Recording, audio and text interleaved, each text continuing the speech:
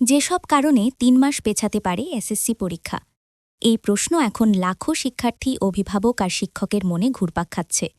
২০২৬ সালের এসএসসি ও সমমান পরীক্ষা ঘিরে বড় ধরনের পরিবর্তনের আভাস দিয়েছে শিক্ষা বোর্ডগুলো।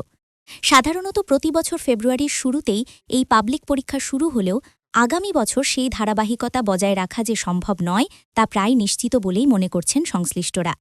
ফেব্রুয়ারিতে কেন পরীক্ষা নেওয়া সম্ভব নয় তার পেছনে রয়েছে একাধিক বাস্তব কারণ। আগামী বছর ফেব্রুয়ারির দ্বিতীয় সপ্তাহে ত্রয়োদশ জাতীয় সংসদ নির্বাচন অনুষ্ঠিত হওয়ার সম্ভাবনা রয়েছে। নির্বাচন কমিশন সূত্রে এমন ইঙ্গিতই পাওয়া যাচ্ছে।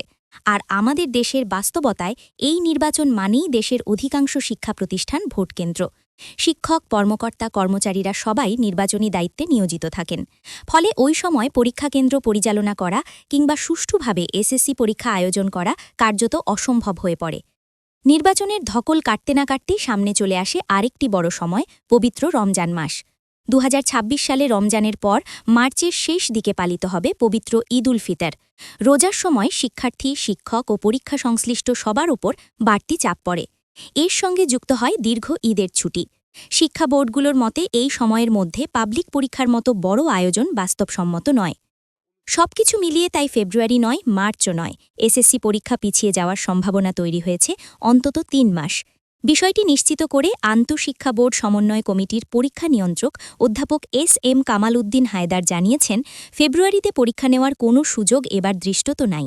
পরিস্থিতি নিবিড়ভাবে পর্যবেক্ষণ করা হচ্ছে। ঈদ উল ফিতরের ছুটি শেষে এপ্রিলের মাঝামাঝি কিংবা মে মাসের শুরুতে পরীক্ষা শুরুর সম্ভাবনা মাথায় রেখে একটি খসড়া সময়সূচি তৈরির কাজ চলছে।